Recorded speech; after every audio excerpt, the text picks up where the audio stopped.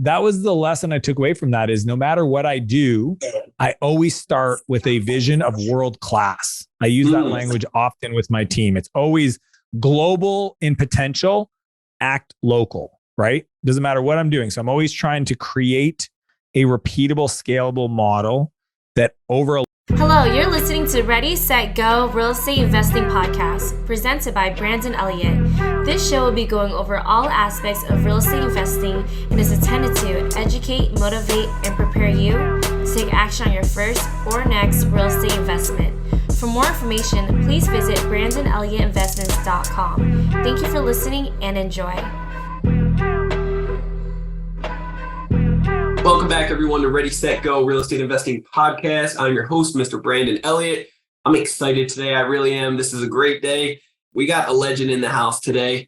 Someone that he taught himself code at age 17 as just deep in the software space industry and just created a hedge fund as well for B2B buying software companies, taught all the legends in the game, really. Has a best-selling book right now, Buy Back Your Time. And I'm just excited to see the breakthroughs that come from that with so many other people. But, bought and sold multiple companies throughout the years, had a couple that failed. So we'll hear about the learning curves on those, but many more that has excelled and just crushed it in so many areas.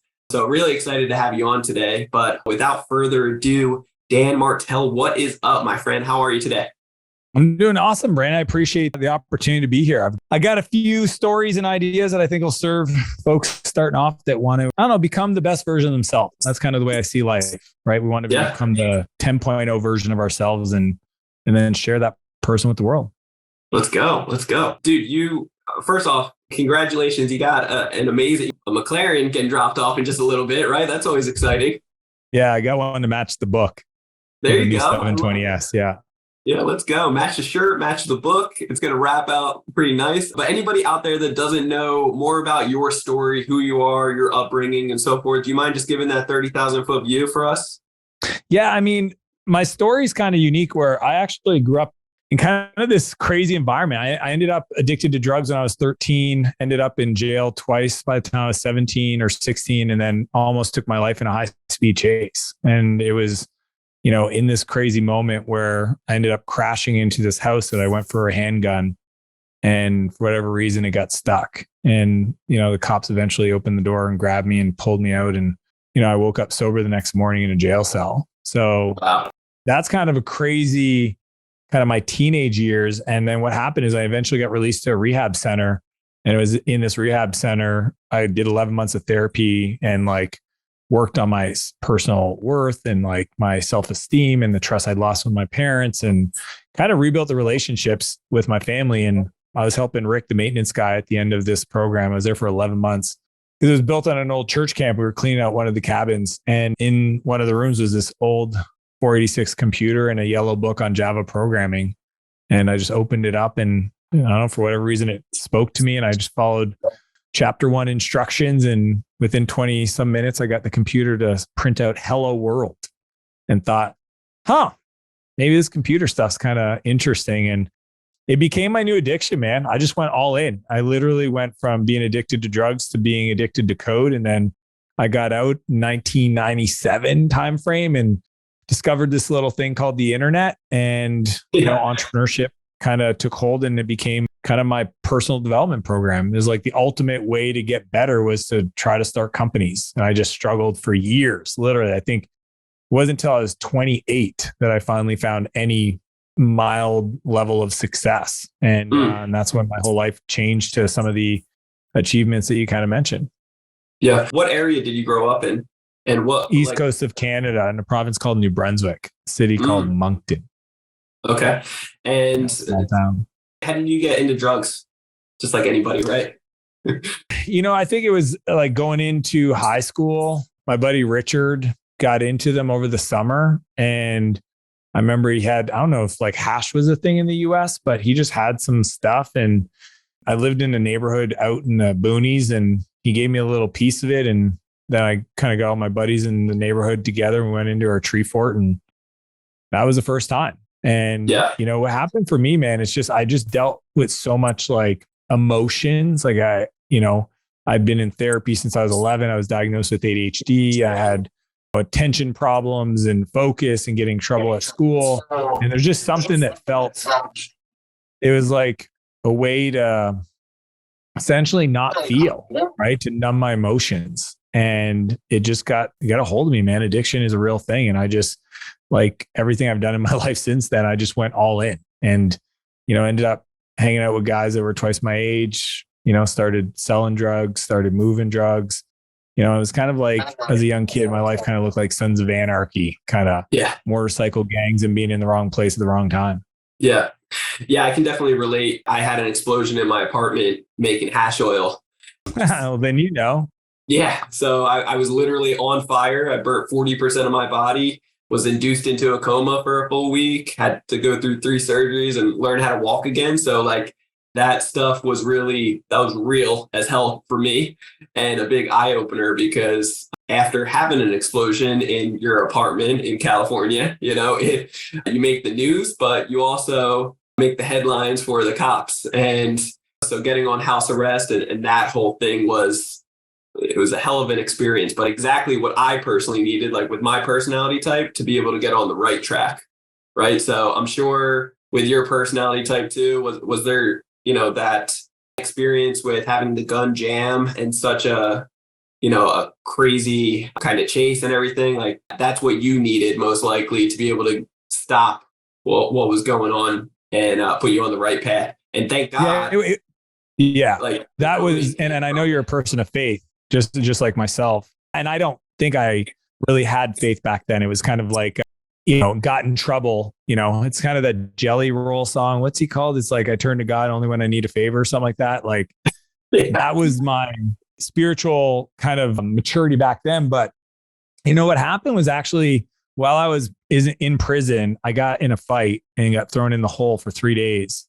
And on the 3rd day, I had a guard named Brian kind of take me out, and was super disappointed about the fact I got in a fight, because I was trying to do good and get out of there, right? Get out for early, whatever. And he walked me into the guard unit and sat me down and, just kind of started speaking to me in a way that I'd never heard any adult share with me. And it was his belief in who I was as a young man and my potential, and how disappointed he was that I got in that fight, and that he honestly didn't believe that I belonged there. And that was the moment where internally everything shifted, kind of the identity, right? Like where I was like, well, Brian thinks this, maybe there's more there. And that was the beginning. That's good, man. I love that. So talk to me. You found coding out of all things. Why coding, first off? And how did it kind of transform into the companies and businesses that really took off for you over time? Because I know it didn't happen all at once, but over time. There was just something about writing software that kind of created this like repeatability, this consistency that just felt almost therapeutic. Because like in the software world, you write the code, and as long as you don't touch the computer and it's got power, it will do the same thing forever. Right. Yeah. And I think because I grew up in so much chaos, that just the calmness of, I don't know, I just became like, I would get into flow state and just write code for 3, 4, 5 hours. I would stay up till 2, 3 in the morning. My dad literally would watch me sit at my desk, and his agreement with me was, if I finished a book, that there was an unlimited budget to go buy another computer book. So we'd go to the bookstore and go to the computer section, and I'd buy books on database design and website stuff, HTML. And yeah, it was pretty magical having his support and just some kind of passion. And then obviously the internet, but it was, I didn't know what it was. It just, writing code just became my, in today's world, I feel they call them high value skill. Like it was just my thing. Right. And then I was always entrepreneurial. I was just doing stuff that was illegal. So my dad would beg me if I could just find something that was illegal. He'd think I'd do something with my life. And turns out he wasn't too far off. That's good. I like it. So what was that first break for you? Like, what was that first job experience or business that you really started running with that actually took off for you? Well, so it was crazy. So I started at 17. The first company I started was called NB Host. It was Sorry, it was Maritime Vacation was the first one, which was a vacation rental site, which, Airbnb, VRBO. But this is like back in 98. Yeah. And I built it because my dad had a cottage and he had friends and they were like, hey, we need this web page. And I was like, well, let me build an application that lets you upload your own photos and create your own listings. And that was, I lied to him and said it would cost me like $600 to build for him, but I just needed that money to pay for the server. So I had like a place to play. Right. Sure. But I didn't know anything about business, man. I didn't know. I just was, I think we made like $28,000 total in the whole history of that company. I literally created direct mail spam to bed and breakfast owners that were looking to have a website. And I just like direct mail, and I didn't, nothing fancy, like literally just, mail merge on my computer and, stamp and fill out a form. But then I did NB Host, which is a hosting company, because, a lot of people that build websites eventually go, well, I should host these websites and then they'll pay me $50 a month, right? It's a lot better than doing project work. So that was a good start, but we ended up growing way too big, too fast. I was the technical guy. So I spent most of my time in a server room freezing my butt off, right? Because this is back, it's so funny. Back in my day, we literally had to buy hardware, install software to run your website. Not like today where you just have like cloud services like Amazon. But it wasn't until I was 24 that I started a company called Spheric that I finally understood the business side. And the reason why is I'd read The E-Myth. It was one of the first business books I ever read by Michael Gerber. Yep. And I decided and I didn't even read it. I listened to it while I was driving for 8 hours. I decided I'm going to hire a business coach. Okay. Now, didn't have the money, didn't even have a business. And I hired this guy named Bob. Right? Oh, okay, so you did know where to find somebody. Yeah, well, I reached out to E-Myth and they sent me to one of their people. Cool. Yeah, and Bob paid him $1,500 a month US. Okay, I'm Canadian, real money. I'm 20. I was 23, almost 24. Yeah. Yeah, didn't even have the business. And I'll tell you, man, Bob showed me how it's done. See, I was smart enough to do the work, but I didn't understand how to build the business. Yeah. So Bob was the business guy, but he didn't understand the technical stuff. So literally I just listened and executed. I have a very small knowing doing gap. If you tell me, hey, Dan, you should do this. And I'm like, oh, that feels good. I just do it. I don't act to fear or judgment or whatever. I'm just like, I don't give a shit. It's probably because of the crap I went through as a kid. Like, I feel like I'm living on borrowed time. So like people are like, why do you take so much risk? You're such a risk. I'm like, no, this is not risky. Like, do you want me to tell you what I used to do? That was risky. That almost got me shot in the face. This is just normal. This is business stuff. Yeah. But so Bob showed me how to build it, and the company went from 0 to $1 million in the first year. And then we just kept growing and growing and growing. And I became a millionaire at 27. And I'm talking cash in my bank account. Like my accountant called me once. He's like, hey, you want to hear something cool? I was like, what? You got $1 million in cash in your bank account, like yours. And I was like, is that good? I literally didn't know if that was good. Yeah. He's like, yes, Dan, that is good. You should celebrate. I'm like, well, I'm busy. Hang up the phone, back to work. Like we're building. And a year after that, I ended up selling the company to a US firm, made me a multimillionaire, retired for a little bit. I lasted about 8 months. And then I decided to roll the dice a little bit and see if any of my crazy ideas, would hold water in, kind of the land of technology of Silicon Valley. And I ended up moving to San Francisco and in the heart of it. And that's where I built 2 more companies, Flowtown and Clarity.fm. Both were venture backed, raised millions of dollars, exited those. And it's kind of nuts because I think I was like 34. I was 34 because it was exactly 10 years. In a 10-year period, people don't understand how close they are to winning. Brandon, people are literally, it's like the bamboo tree. It's like the seed takes 5 years to like germinate and kind of grow. But once it cracks the earth, it'll grow like 50 feet in 6 months. Yeah. I literally went from like 7 years of like 17 of trying. Like my dad was like, you should just get a job. I'm like, no, gotta build. Stop. Yeah. Yep. And at 24, started my first company. And by the time I was 34, I had built, scaled, exited 3 software companies. And I just tell that to people because I think humans are really good at linear growth, but they're not good at exponential. And there's no way if you just wake up every day to try to be better, that you can't create this compound growth effect. You just got to not reset all the time. A lot of people get wins and then they reset. They have a great year and then they give it all back the next year. They make a lot of money, they lose money. Yeah, it's just like your accountant, for example, though. The average person would say like, hey, you just made $1 million. Like, let's celebrate. And it's like, no, bro. I'm in the hustle right now. I'm not stopping at this. The goal wasn't to get to $1 million and be done, And no, at that time, my goal was 50 million. Like I literally set a goal, 5 years, 50 million, team size, global. I was very clear. Like I read Good to Great, shortly after the E-Myth. And again, I'm just the kind of guy that like, I'm what's called in the internet space. There's a bunch of different type of archetypes of customers. Sure. There's the dreamer, and then there's the they got to be convinced. I'm a frustrated builder. If I want to do something, you just got to tell me what I need to do, and I just go do it.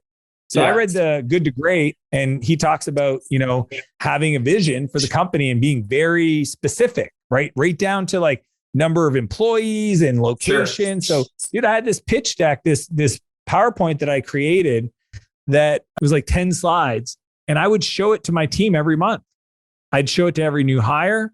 I'd show it to my partners, show it to my customers. It's like, this is what we're building. We're here on the timeline. And if you come in and work with us and help us, like I just was very clear about what I was building and always have been, right? Because I think that it's such a powerful thing to be able to point to the future and, call your shot. And know like, hey, that's far out there, but that's okay. We're just going to wake up every day and try to get 1% better. Yeah. And over time, you just create this momentum. It's a powerful force in the universe. Yeah. Hell yeah. I love that.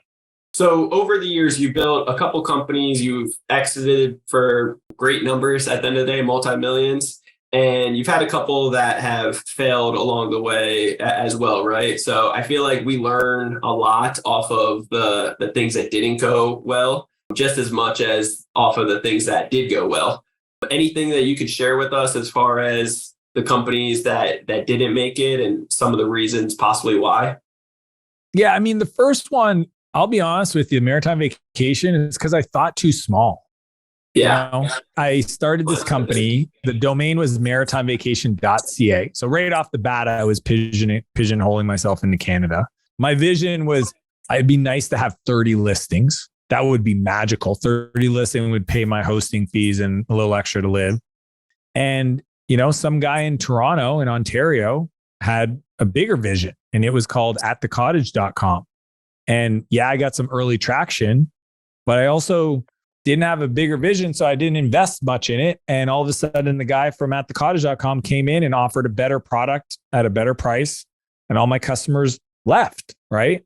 Yeah. And that was the lesson I took away from that is no matter what I do, I always start with a vision of world class. I use that language often with my team. It's always global in potential, act local, right? Doesn't matter what I'm doing. So I'm always trying to create a repeatable, scalable model that over a long enough time horizon, it can be big, but I just make sure I don't make the mistake of making a decision today that would make that almost impossible in the future. Does that make sense? Yeah, it does. I like that. Yeah. So that was Maritime Vacation.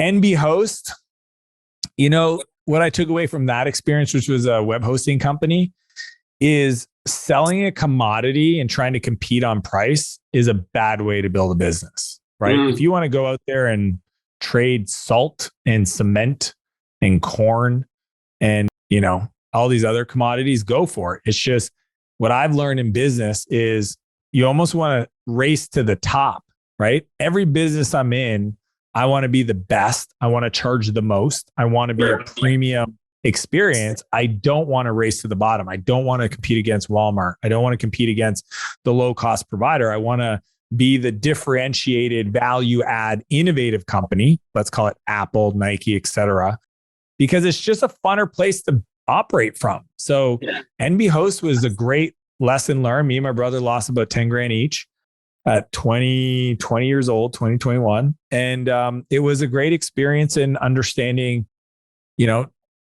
selling things with high margins, right? I don't do anything today other than some real estate projects, but for the most part, 80% gross margin minimum, right? Software is 87%.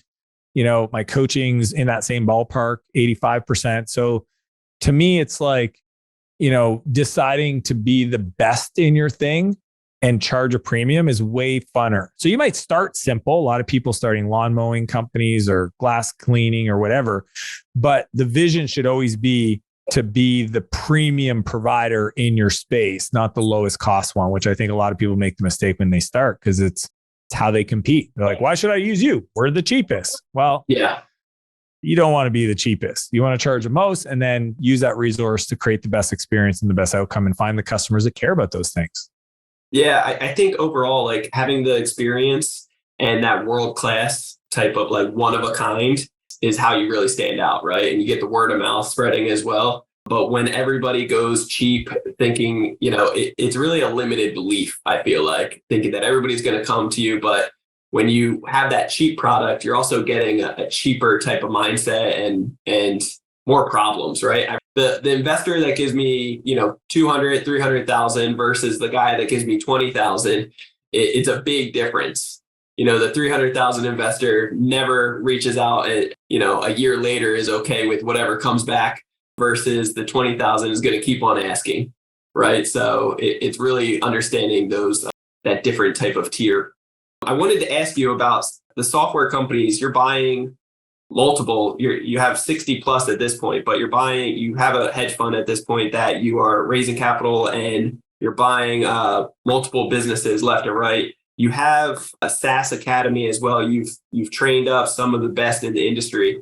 Wanted to hear more about like, what does that vision look like? And how did that kind of, come to fruition today? Yeah. I mean, it's Steve Jobs said it best. It's easy to connect the dots looking backwards. I mean, what happened for me was, I think I was 30, it was right after I sold Clarity. So it would have been, it was about 8 years ago. And I was in San Diego, kind of, again, semi-retired with the family. We just started having kids.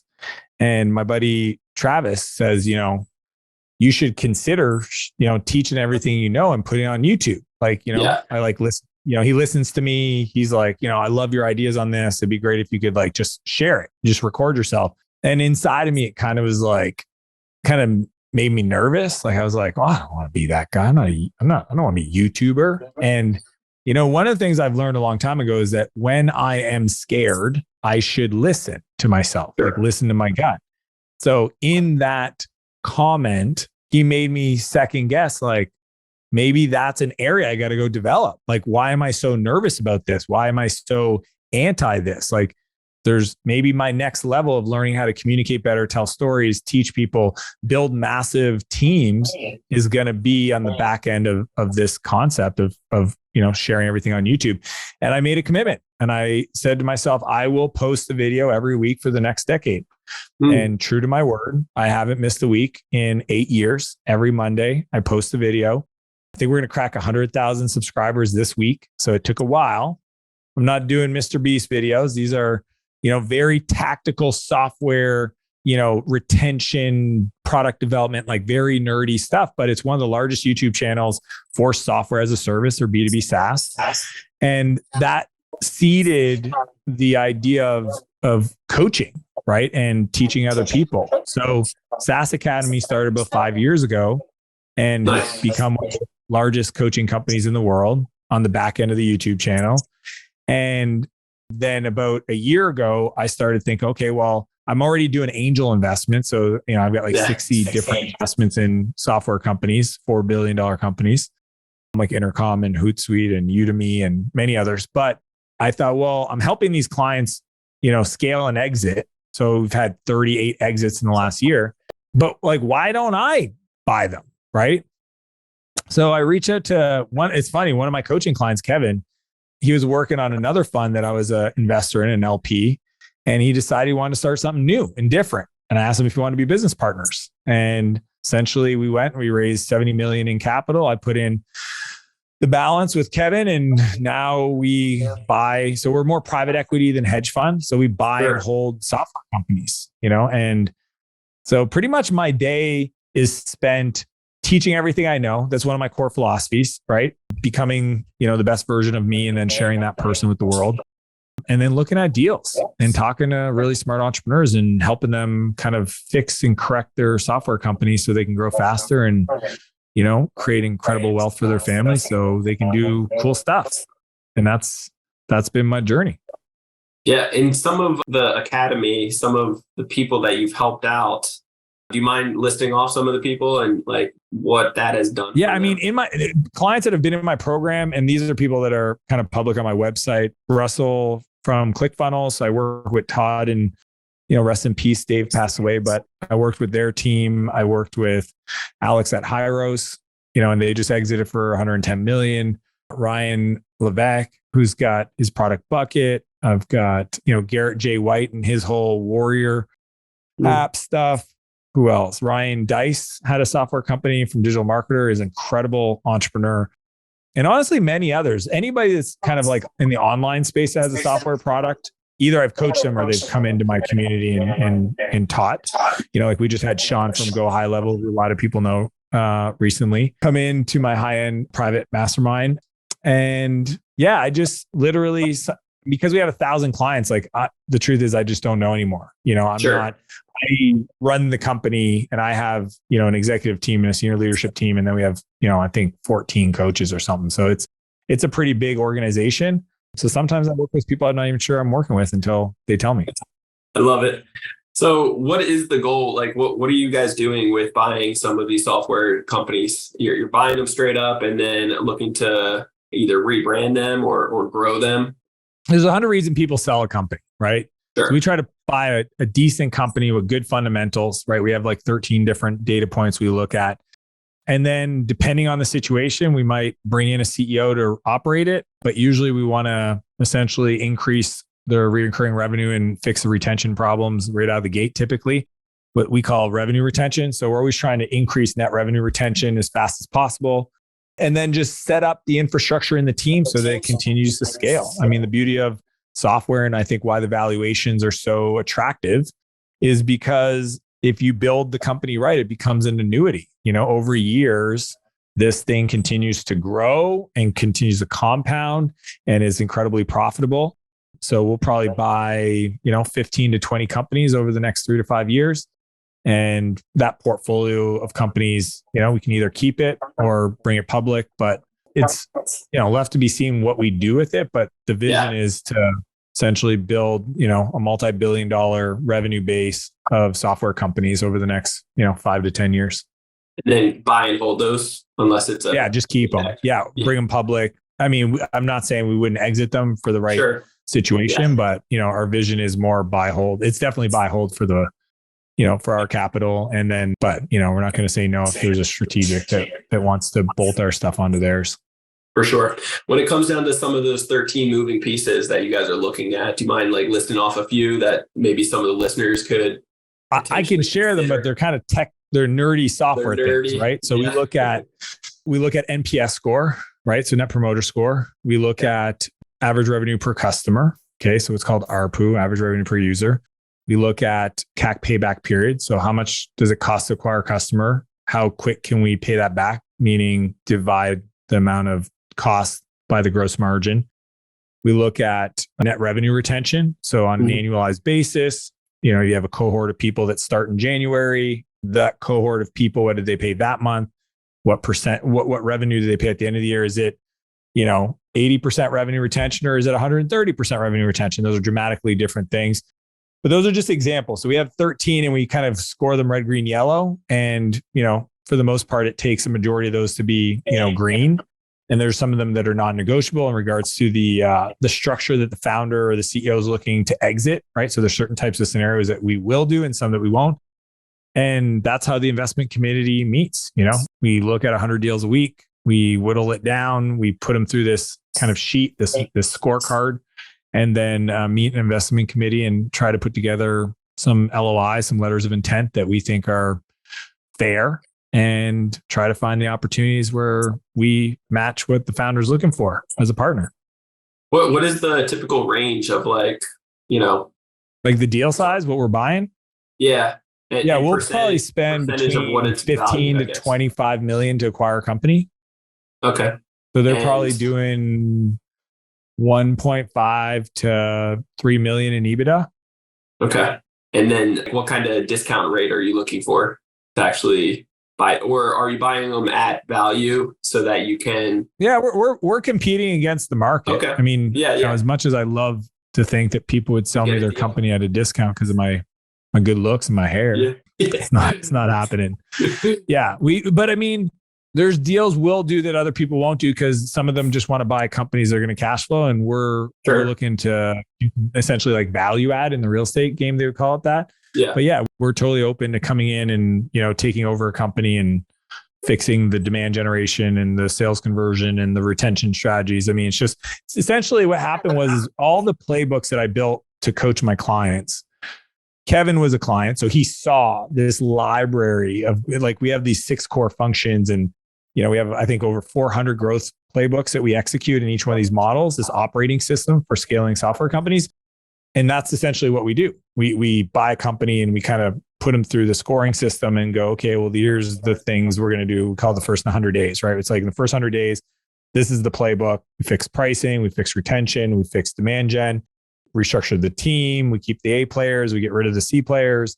In the private equity world, it's very normal, but for a lot of entrepreneurs, maybe they've never heard this before, but we essentially have a playbook that as soon as we buy a company, we run them through the first 100 days, and it's systematic. Like there's no emotions. I think a lot of entrepreneurs are emotional about their decisions. And one of the questions, a lot of my private clients I coach, I always ask them this question, which is, if somebody bought your business that knows your industry tomorrow, what's the first thing they would change? And why haven't you made that decision? That's good. I like that. Yeah, I'm trying to think to myself, like, what would I do differently? I'm going to write this down. What would somebody change right off the bat? Yeah, knowing like no personal opinion about team players or customers or commitments you made in the past. Somebody buys your business, they want to make it better. What's the first decision they would make, and why haven't you made that decision yet? That's good. I love that. I'm going to selfishly take that for myself. It's yours. I've got hundreds. My favorite thing is, and I just want to say this about questions, because if people are listening, they were like, ooh, I like that.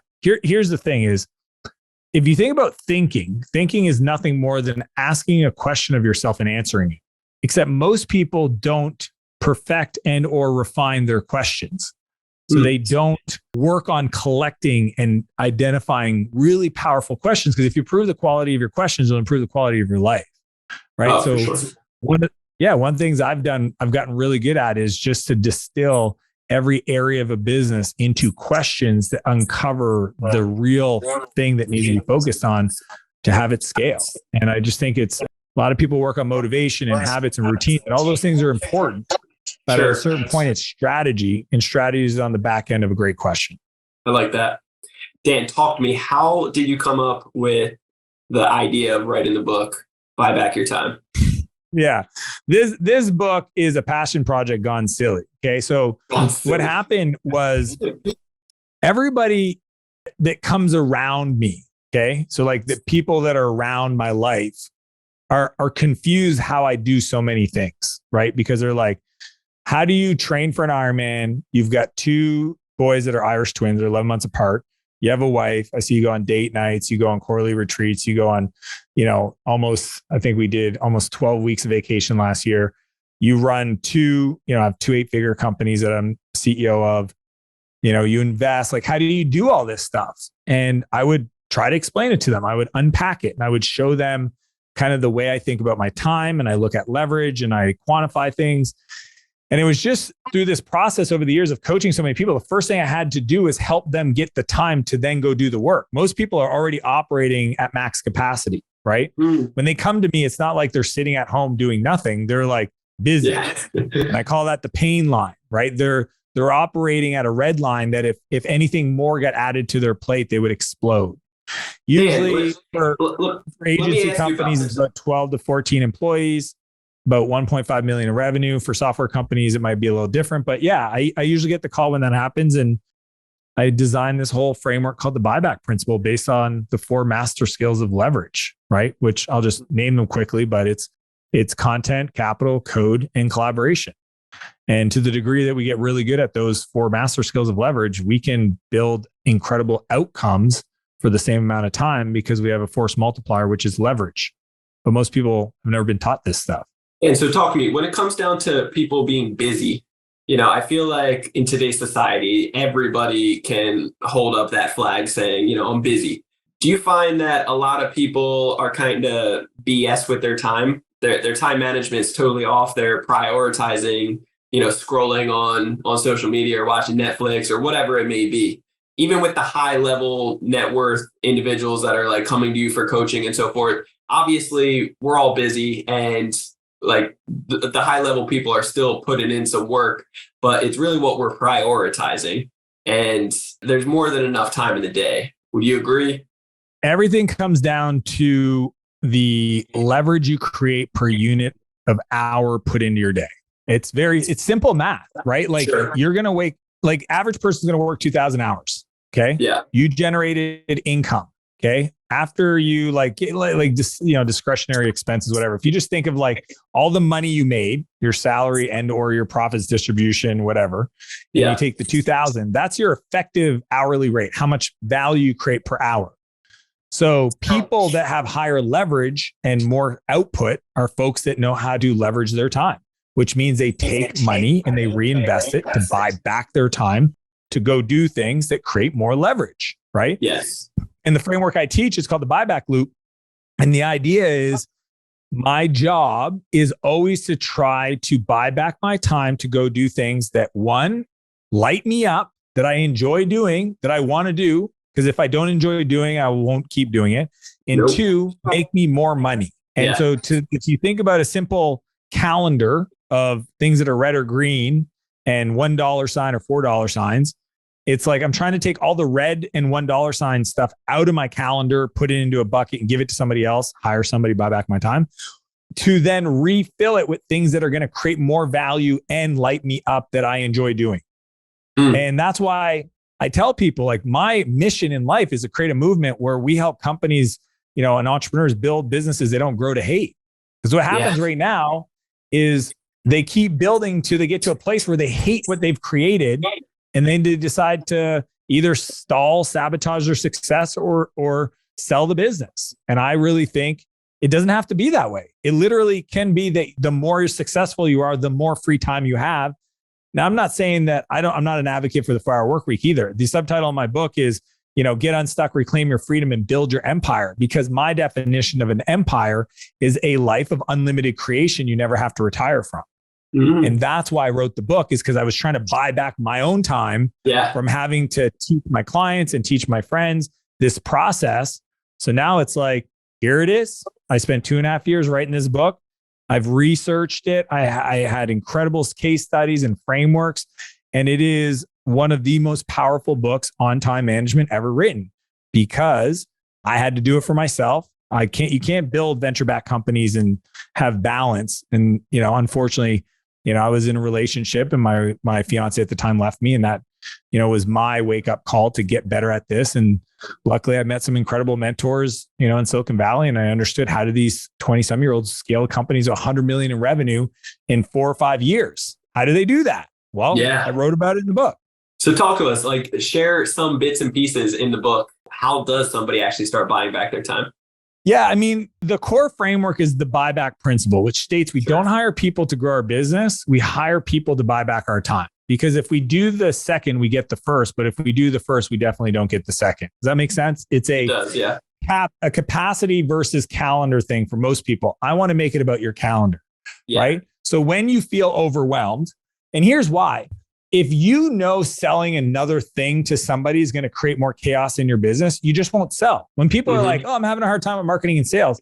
Most of the time when I look under the hood, it's not that you have a marketing and sales problem, is you're not being consistent. You're not doing the work because you're scared to actually be successful, right? There's 3 fears: the fear of failure, the fear of judgment, and the fear of success. Most people don't realize they're scared of being successful.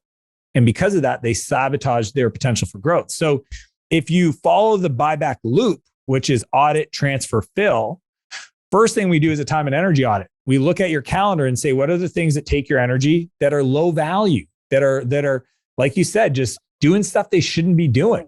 Yeah. And then once we do that audit over a 2-week period, we just grab all that stuff, put it somewhere else. Either the 4 Ds, right? We give it to somebody else, we delete it, we defer it, we delegate it. And then that frees up our time to then be smart about, so we transfer it. So it's audit our time for time and energy, transfer, give it to somebody else. And I teach how to do that in a way that doesn't end up coming back on you or falling short and creating a bunch of chaos. Yeah. And then Phil is focusing on what do you do with that free time now that you found it? See, most people, they hire somebody and they got this free time and they do what you said. They go on their couch and they watch Netflix, or they sit there on their phone in between meetings and they scroll TikTok, or their friend calls them up to go do lunch, and then that's the rest of their day. They're gone, right? My whole thing is you want to fill it with things that develop one of three areas. Your skills, right? What's the next level? What's the skill that's missing that's stopping you from getting to the next level of growth? You should have a learning and development plan design. And anytime you learn a new skill, you go to the next skill. Yeah. The other area is your beliefs, right? Most people don't realize that nobody will create more in their life than they feel they deserve. Like, unless you feel like you earned it and you deserve it and you have self-worth, you will self-sabotage. There's this thermostat in your body that will cool yourself down, right? Yeah. So what are the worldviews? What are the beliefs, right? What are the mindset monsters that you are holding on to that if you believe it's impossible for you to grow, right? If you think having a team means more pain, guess what? You'll never hire people, which means you'll never have more capacity, which means you'll never be able to sell more than what you got right now. Even if you raise your prices, which means you'll always be stuck in the business. So we got to work through the mindset beliefs. And then the third part is character traits, right? What are the character traits of somebody that is operating at a higher level? If you're at 100 grand a year and you want to get to 1 million, you got to ask yourself, what is a 1 million person year creation type person? What are their character traits? Think about what they're not. Some people have a hard time. What should I work on? Well, think about what they're not.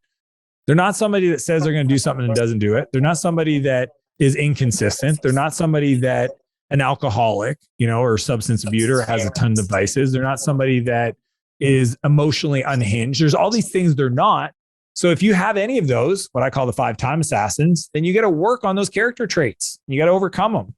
And that's the buyback loop. Anytime you hit the pain line, you go back to the process. Audit your time for energy and costs. Transfer it off to somebody else, reinvest in skills, beliefs, and character traits, and keep building. Yeah, I feel like the beliefs part, that's deep. That stops everybody. That's why most of the book is attacking. Literally, I wrote down 25 names of people that I know really well, entrepreneurs that struggle with their time.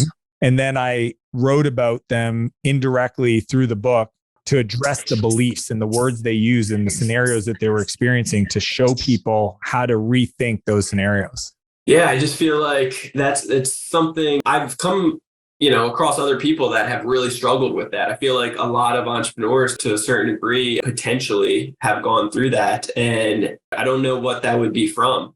I personally haven't felt certain things of that nature, but I've met several people in other mastermind groups that they don't feel like the worthiness or they are self-sabotaging one way or the other and are trying to not doing the things that they know should work or trying those things for some reason. Like they get their mentors to tell them, hey, do this. And for some reason, they're neglecting to do that from something deep within, themselves of growing up or something. I don't know what it really, stems from.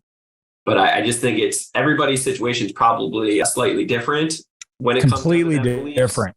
Yeah. Literally, it can be as dynamic. I have one of my private clients. She's world-class at delegating at work and having other people support. Okay. Yeah. At home, different. And when you actually unpack it, I remember she's like, I hear you about the house manager. I know I need to get some support at home. This is a very high-end 8-figure, CEO. And at the last chapter in my book, it's called the buyback lifestyle, right? Like, how do you apply these principles in your home? Yeah. And she couldn't get past it. She was stuck. And when I asked the questions, I got to the point where she realized that her fear was other people thinking she was incompetent if bills didn't get paid around her home, right? Because that's not a normal business thing. If somebody doesn't pay something at my business, they're going to contact the finance department. They're going to sort it, but they're not going to think the CEO couldn't deal with it. Yeah. But at their home, they were like, well, if I don't pay the babysitter, if I don't pay my property tax, if I don't pay whatever, they're going to think I'm incompetent. And that's why I've not let that part go. Right. Wow. And that showed up in a bunch of different areas of like if I have somebody else, taking my kids to a doctor appointment, I just feel like a horrible mom or whatever. And then we just worked through it. And we literally said, is this true? And it's fascinating because I think at new levels, it doesn't matter where you're at. To get to the next level, there's a ceiling you're going to run into, what I call a complexity ceiling.